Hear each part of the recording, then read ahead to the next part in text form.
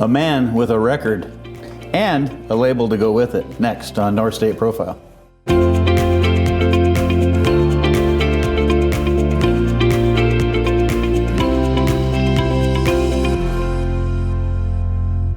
Hello and welcome to Northstate Profile. I'm Dave Cox, your host, and I'm going to read right off this today because I've got a wonderful guest and I don't want to mess this up. My guest today is an accomplished musician and founder of Miracle Mile Records, a promotion company and independent record label located right here in Redding, California. Mr. Jonathan Foster, welcome to the show. Thanks, Dave. Thanks for having me. You're welcome. How are things going? Everything's good in this bizarre year of 2020, but I can't complain because it's not worth the energy. But it's different this year. Well, it's a pleasure to meet you. I've heard a little bit about you, and I think that our viewers will be very interested in your story. So I was going to ask you. Let's start off. How long have you lived in the North State, and tell us a little bit about yourself. Yeah, well, thanks for having me. First and foremost, my wife and I have been a part of the Redding community for over 15 years now. I moved here in 2004 from Sacramento, and then before that, I grew up in northern New York State for 20 plus years before making our home here in Redding. On top of the beautiful words that you had to say there, I'm also a professional biologist in my spare time. In your spare time. And that's what originally did bring me to the North State as well. But we have shifted many of our focuses in our lives like we all do. And now I'd say primarily my focus is on art and songwriting and music. Well, I think it's cool that we have a local record promotion and label right here in Redding, California. I did not know that until just recently, but when did you become interested in music? Well, I would say, my whole life. Growing up, my parents definitely instilled a lot of music into my world, and I was thinking before this interview about PBS and how that influenced my childhood with Sesame Street and the music that came out of that. I had a Fisher-Price record player with Bert and Ernie's Born to Add. Was probably my first album ever. And so music's always been there, but I didn't really get into performing and writing seriously till about 18, 19 years old.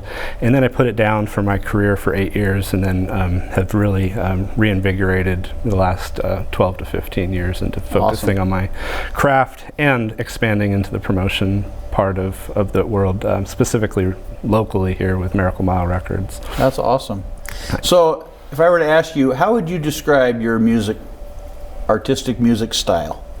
Yeah, fair question. I guess I get referred to as a singer-songwriter first. I'm a recording artist in that sense. And then from the genre and stylistics, I get placed into, it usually is referred to as Americana, folk music. There's a tree on the other side of the world, faded and real. There's a tree on the other side of my fence, tall and unfurled.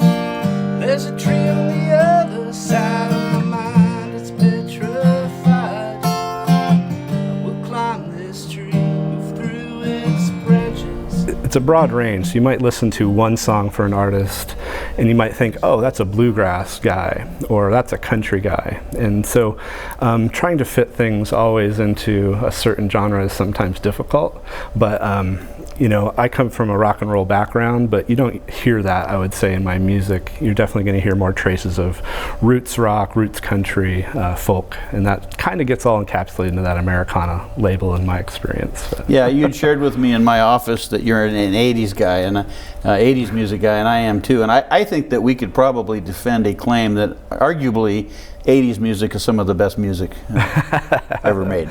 Absolutely. Just my opinion. I said I was a child of the 80s, but yes, 80s music is a huge influence. And my producer and one of our main recording engineers in our main studio here in Redding that we partner with is After Hours Recorders, and Bruce Turgan was in Foreigner, and big influence on my work locally in my recordings, and we also are both from upstate New York too, it turns out. So well, that's cool. 70s till now, lots of influence in American style music, from rock and roll to country to folk. Yeah. Well, share with our viewers how you went from just your music career to turning it into promotion and actually having your own record label. How'd that come about?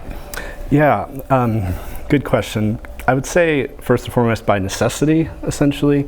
I had really reconfigured my life and career, like I told you, and I had put out some product and had some mild success on a small scale from from small venues and getting radio and media plays on different mediums such as radio in both in America and Europe a little bit, and kind of got a feel for the transition of the music industry from the big players only to what the internet started to do for independent artists and the opportunities that were available for high quality recordings and internet promotion for a lot more affordable costs for everyday folks that aren't getting assisted by Los Angeles, Nashville, or New York City, for example.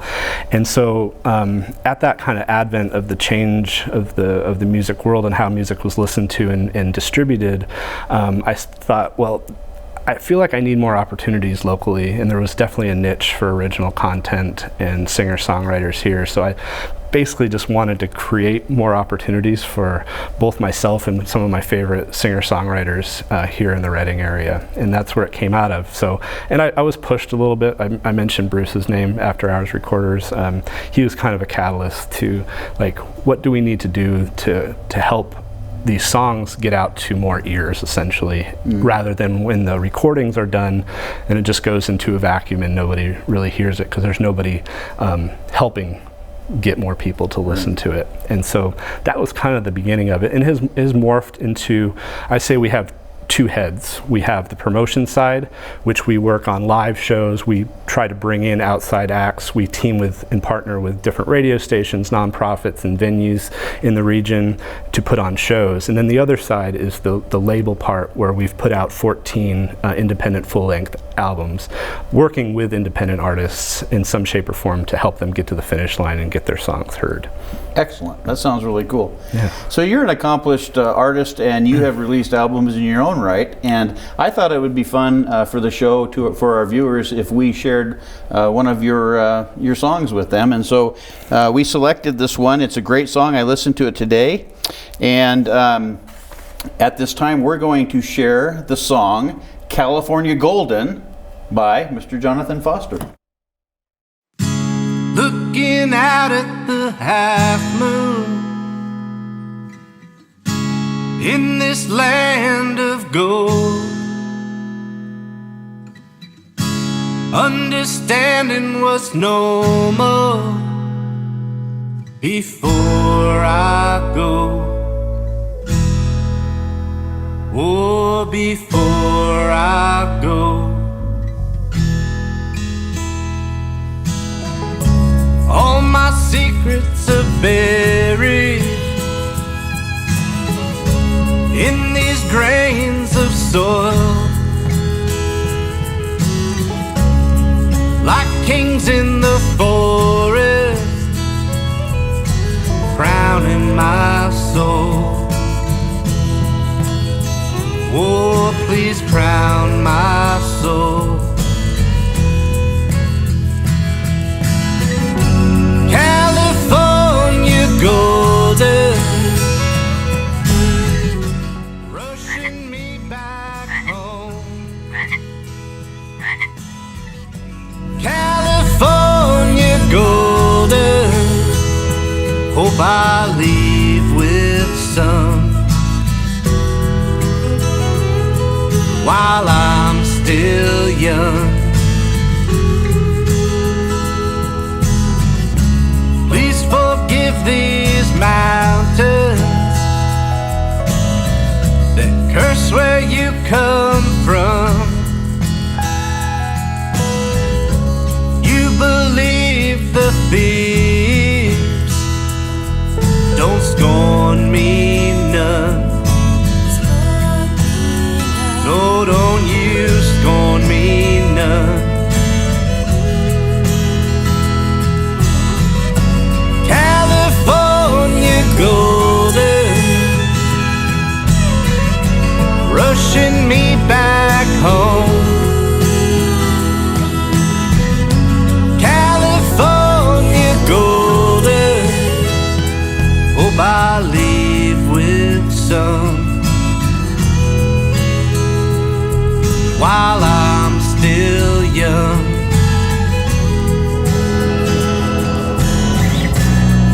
And here we still stand, like in the days of old, with confident muscles, so tired and worn. Oh, I'm tired and worn, but the water's still mighty, and the rivers roll wide. I can't seem to leave you, oh, before I die. You'll never take me alive.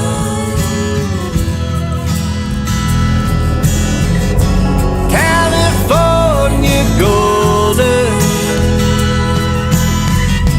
rushing me back home. California golden, hope I leave with some while I'm still young. Oh, I need someone while I'm still young.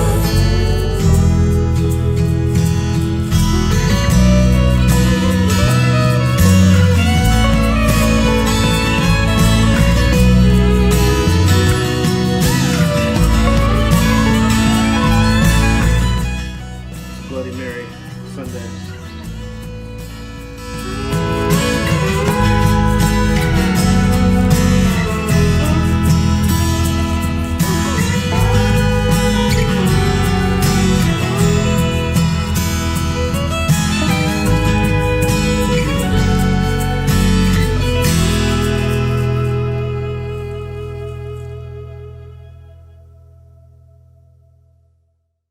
That's a great song, Jonathan. Share with our viewers the inspiration for that song. How did that come about?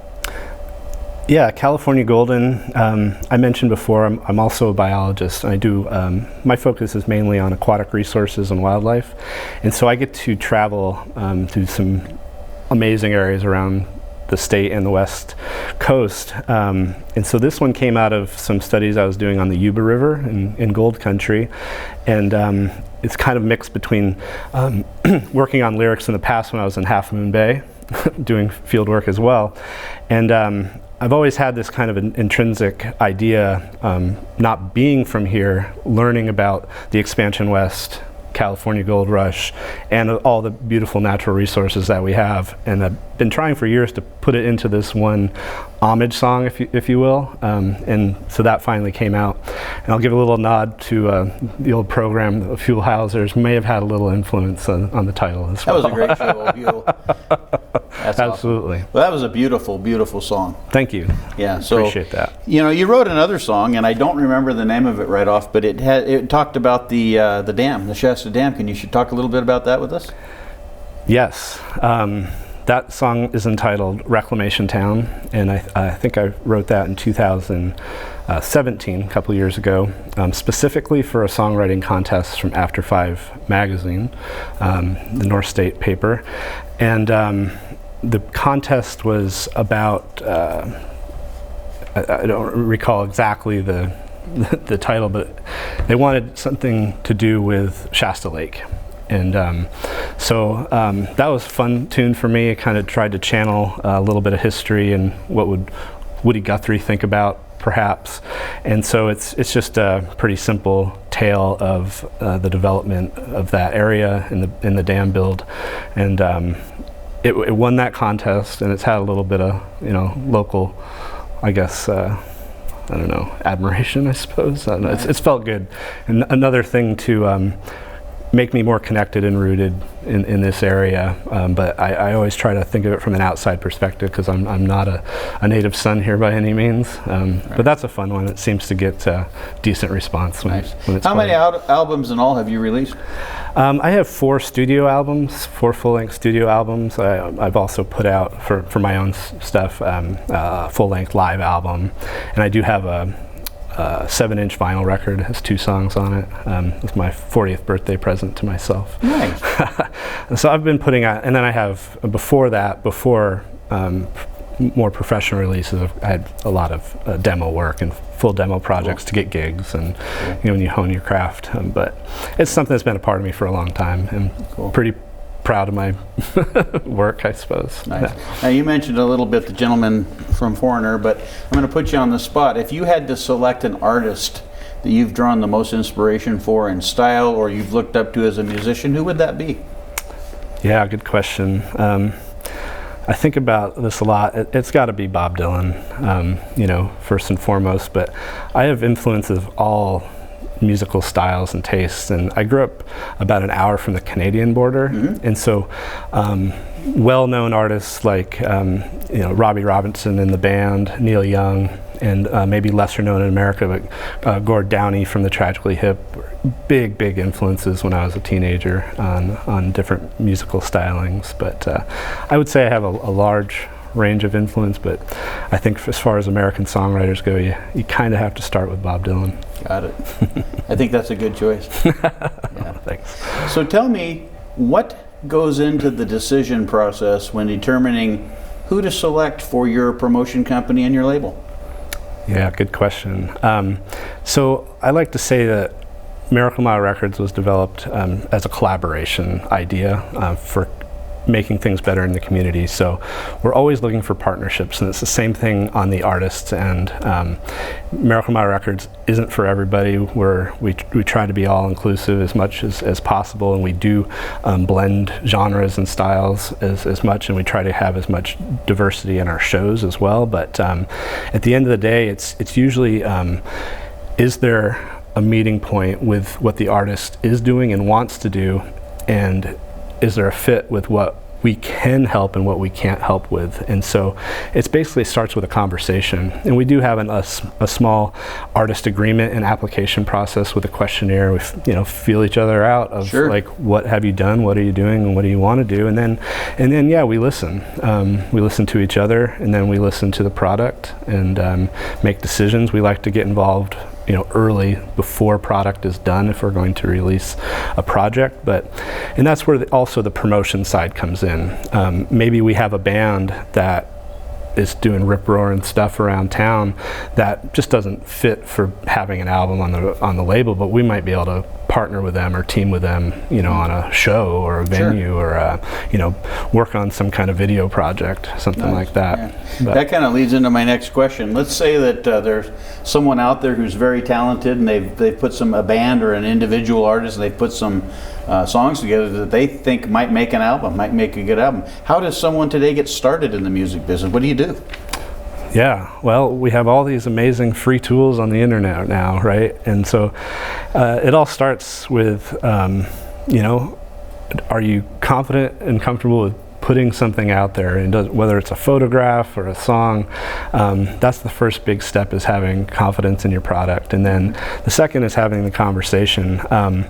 There's so many mediums now, from Bandcamp and YouTube and just creating your own website and SoundCloud for streaming. It's all available, but there's the different, are you doing it all yourself? Are you partnering with studios? What's the audio quality? What's the songwriting quality? And all those go into about what you want to do. And maybe you just want to be somebody that stays home and records in their bedroom and puts out songs, and that's great. And then there's the next level of the 360 of, do you want your images out there? Do you want your videos out there? Do you want high quality artwork and fonts and all those good things? And it's every facet of art and media has different levels, right? And so we're somewhere in that plan, in our own plane of a promotion company and record label, and we're always looking for, you know, who might be a good fit and who we can partner with to help each other. Yeah, so in your position,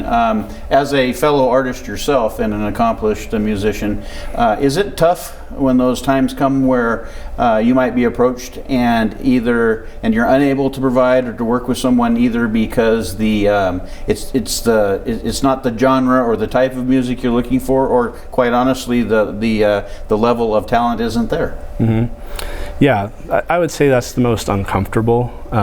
You know, even though we have, you know, 100,000 people here in the greater Reading area, it's a small knit community, especially in the music world. And one of the things that we, you know, tried to write into our mission is that we would always give honest and constructive feedback no matter what, because in so many shapes and forms right now, you don't get that. You get people saying things just to make people feel good, and so those are hard conversations, and we've definitely had to have them, and sometimes it's hard for me to hear the truth sometimes, you know, and but what it does, I think, is it lifts us all up at the end of the day, to hopefully make us do better and put out better product for the next time. Can you share with our viewers some of your acts that are currently signed with you on your record label, and tell us a little bit about them? Yeah, I may have mentioned we've put out 14 albums from 2015 to 2020, and so we have, I think, you know, roughly 16 active acts right now. They're not necessarily signed; they're all remain independent artists and bands. So we do have an artist agreement, but you know, some of our last album that we just released in February is by Leah Annalise, and she's from Trinity County over in Junction City, and it's a beautiful record called Lover's Lilt, and that's been our latest release. Last year we put out 3 records, including my latest, as well as the Alvord Brothers debut album. They're a band from Reading, and Anna J. And she has a band out of Reading as well, and those are both more on the rock side of things, and they're both doing pretty cool stuff. And then Scott Joss put out his most recent solo album with us a couple of years ago, and he of course comes from you know, Merle Haggard, Dwight Yoakam, and now Chris Christopherson fame, and he's going to be inducted into the National Fiddlers Hall of Fame this year, which is really cool. And then you know, there's other acts like Honeybee right now is going to be releasing their debut album later this year, which is a fairly popular kind of jazz acoustic act duo locally, and we have others like Jim Dyer and Buckhorn Mountain Stompers, and I know I'm going to be leaving some folks off, but we have some cool diversity. The songs speak for themselves, you know. Another fiddle duo that came out of the Northstate was the Claridge Fiddlers up from where I am at, from Trinity County, and they've gone on to pretty good success doing their thing with the fiddles. And nice. And it's nice to have local talent succeed, you know, in those things. But I wanted to ask you, let's say that someone's sitting out there in our viewing audience and they're wondering, hey, how do I get started in the music business? What advice, or what, you know, how do you get started these days in the music business? Yeah, it's $1 million question. I'm still trying to figure that out myself. Get out and meet people and talk to people, and don't be shy about you know, sharing your ideas and your talents. But it also takes work. That's the business side. Unfortunately, isn't fun, I would say. It takes a lot of emails. It takes research to see what other people are doing. What I think gets lost in translation is for successful independent artists do so much behind the work of the business side that nobody sees and no one appreciates. And it's hard to develop a fan base when there's so much going on in media and the internet, and there's so many songs being shared, and you basically enter a pool of competition without even knowing it. But you really don't know until you try. But there's so many great resources, and independent blogs, and YouTube videos, and do's and don'ts, and the availability to get your songs out to the world is at our fingertips. But it does take a little bit of work. You bet. And to separate yourself, you do have to have the product and the talent mixed with it as well. But there's still that potential if you just work hard enough that one song might resonate with someone and get you on the board, right? Absolutely. Cool. Yeah. So if someone wanted to approach you and your company for assistance, or how would they get a hold of you? Yeah, so for all intents and purposes, we're a .com. I'm sole proprietor, and our website is a great resource, miraclemilerecords.com. Miraclemilerecords.com. If I can plug that. Mm-hmm. And on the contact tab there's 2 items, and one is for new artist information, and then just your general contact tab. You can ask any questions. We can meet, we can talk. There's a questionnaire on there. I'm looking for information so that I can stalk you on the internet and see what you've done or not done to this point. And then a lot of it is referral. So like I mentioned, we're a small network here, and at some shape or form, everybody knows everybody from classical music to jazz to country to singer-songwriters to the fiddle community. Perfect. It's a web. Cool. Well, Jonathan, it's been an absolute pleasure getting to know you and visit with you today, and I know that our viewers will appreciate learning about you. And that's all the time we have for this week's episode. But again, thanks to Jonathan Foster, tremendous guest today. And we'll be back again next Thursday night on our next episode of Northstate Profile. Good night. Over the bridge to Miracle Mile City, and the PD think they're looking for me. So all I can do is jump off and be free. Too much time think about my time as I fall out of the sky, and I dreamed about how I cried as a little boy when I felt alive, and let that cold water run. Me run, help